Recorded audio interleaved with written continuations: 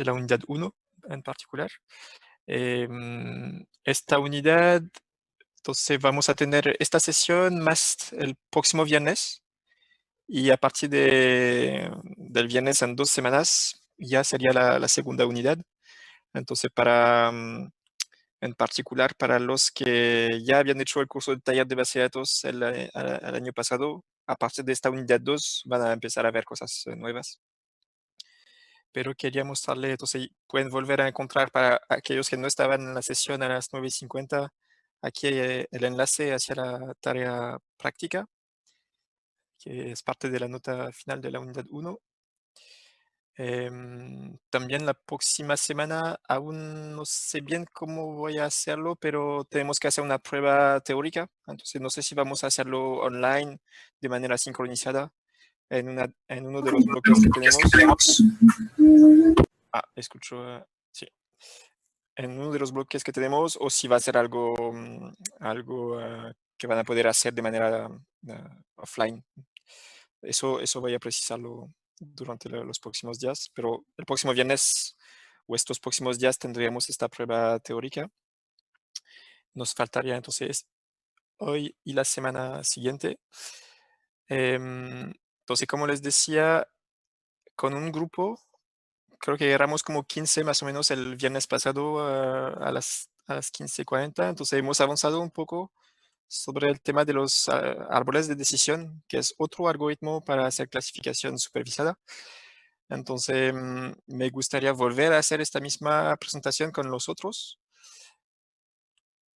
Entonces, voy a preguntar a los que me respondieron yo en el chat si están disponibles este viernes hoy a las 3:40. Podríamos volver a hacer eso. Y si no pueden porque tienen otra clase a este momento, podemos conversar para encontrar otro momento en la semana para hacer esta sesión. Eso por una parte. Profe, Sí, pero en ese caso se podría hacer, pero grabar la clase y subirla después. Así después también, todo.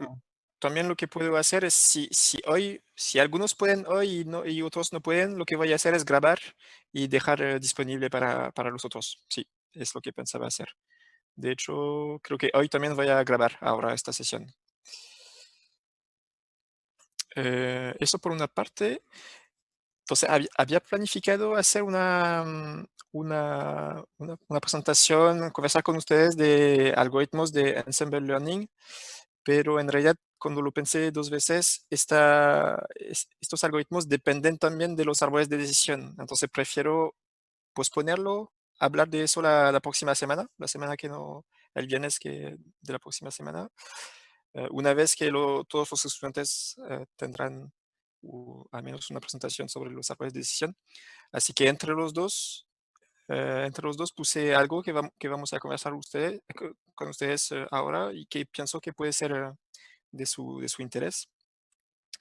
Em, Empiezo ahora o tengo otras preguntas primero. Entonces, si pueden escribirme en el chat, los que no estaban el viernes pasado en la tarde, si pueden escribir, ok, puedo hoy en la tarde o no puedo en la tarde, y así luego cuando reviso el chat voy a ver cómo lo hacemos y si grabo el video, etcétera. Entonces me interesa su feedback sobre eso. Entonces hoy principalmente quiero hablar de este tema con ustedes de clasificación supervisada de textos, porque hasta ahora los algoritmos que vimos, todos los ejemplos que vimos, hemos hablado de dataset con datos numéricos bien estructurado. En general, teníamos datos, bueno, había siempre algunas variables que había que transformar en variable dummy, etcétera, pero globalmente son datos estructurados, numéricos, con su característica. Entonces, es una clase de problema relativamente simple, pero hay todo un problema en Machine Learning con los datos no estructurados, y en particular los textos, las imágenes y los videos, que eh, por el momento no sé qué piensan ustedes, pero si tenemos que utilizar una regresión logística para clasificar imágenes o clasificar textos, eh, ah, directamente No sé si somos capaces de hacerlo con lo que hemos visto hasta ahora. Entonces quiero mostrarle hoy una técnica básica para transformar textos en un espacio de vectores numéricos para poder aplicar los mismos algoritmos de clasificación supervisada que se utiliza para datos estructurados, poder aplicarlos a la clasificación de texto. Entonces, eso es algo que quiero conversar con ustedes hoy. Y hay muchas aplicaciones en clasificación de texto. Por ejemplo, podemos querer clasificar cuál es la opinión en un texto. Entonces, clasificar la opinión según, clasificar los textos según la opinión, los sentimientos, clasificar los textos según, no sé, la ideología política. Eh, hay muchas cosas hay muchos problemas que se pueden abordar desde la clasificación supervisada de texto. Pero antes de empezar con eso, quiero hacer una mini revisión sobre la regresión logística.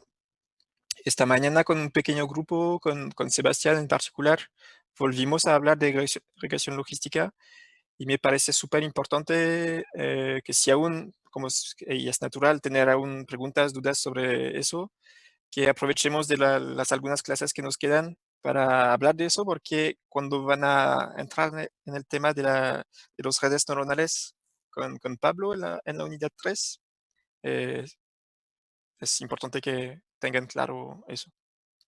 Entonces voy a empezar un poco con eso, con algunos slides sobre la regresión logística. Me interrumpen si tienen preguntas. No veo el chat cuando comparto mi pantalla, pero si levantan la mano, puedo verlo. Entonces, bueno, eso es una presentación de otra asignatura, pero hay algunos slides que quería volver a ver con ustedes. Voy a mover eso.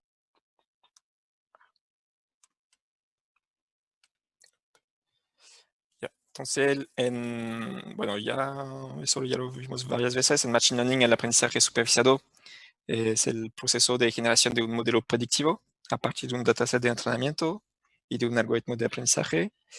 Podemos querer predecir una variable discreta o continua. El dataset de entrenamiento se constituye de un conjunto de características, features, y de observaciones o instancias etiquetadas por un label, por una clase. Entonces, en el dataset de entrenamiento conocemos la clase de las observaciones y hay una serie de algoritmos de aprendizaje para aprender modelos, entre los cuales la regresión logística, los árboles de decisión y algunos otros más o menos simples. También hay técnicas de ensemble learning que vamos a ver la próxima vez. Aquí hay un diagrama que encuentro interesante para recordar el protocolo general, en particular el protocolo de aprendizaje. Entonces tenemos datos que están representados por vectores de característica. Los datos tienen labels. Se utiliza un algoritmo de aprendizaje para generar un modelo predictivo. Y una vez que tenemos el modelo predictivo, podemos aplicarlo a otros textos, otros documentos, otros datos que también proyectamos en un espacio de características y utilizamos este modelo predictivo para generar una predicción. Entonces en azul es todo el proceso de aprendizaje y en verde sería ya el proceso de producción, de empezar a hacer predicciones con datos nuevos. Entonces lo volvimos a conversarlo en la mañana con Sebastián y algunos estudiantes. La regresión logística es un algoritmo de aprendizaje supervisado que permite resolver problemas de clasificación binaria. Entonces, cuando hay dos clases. Y este algoritmo lo que aprende son los parámetros de una ecuación lineal. Es la ecuación lineal que está aquí, que está encapsulada en una función logística. Entonces, tenemos una función logística que tiene este tipo de, mm, de fórmula, 1 dividido por 1 más exponencial de menos una ecuación lineal. y lo que queremos aprender con este proceso de regresión logística son los parámetros B0, B1, B2, B3 que están asociados a cada característica. Vimos la semana pasada entrando un poco en la parte más matemáticas de cómo concretamente se hace para estimar estos pesos. Entonces, lo digo nuevamente, si necesitan clarificar eso, podemos volver a conversarlo en los bloques que tenemos. Es importante porque son cosas que voy a preguntar en la prueba teórica la próxima vez y son cosas que van a ser también requisitos para trabajar sobre las redes neuronales. Entonces, es importante si quieren aprovechar de estos bloques. Esta regresión logística, lo bueno es que permite estimar una probabilidad porque está borneada por 0 y 1, entonces representa en realidad la probabilidad que una observación sea de cierta clase. Sebastián levantó la mano, te escucho. ¿No va a grabar la clase? Olvidé hacerlo, chuta. Muchas gracias. Voy a tener que salir de compartir mi pantalla. O también si alguien quiere hacerlo, por si acaso hay un problema, puede ser. Ah, y ahora no sé por qué me molesta.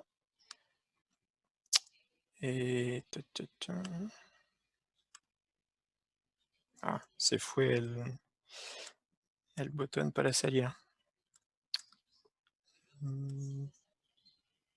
¿Alguien podría grabar la clase? Pues va a ser Sí, más profe, simple porque... tiene que dar el permiso para poder grabarlo. Ah, sí, verdad. Entonces, ¿cómo puedo hacer?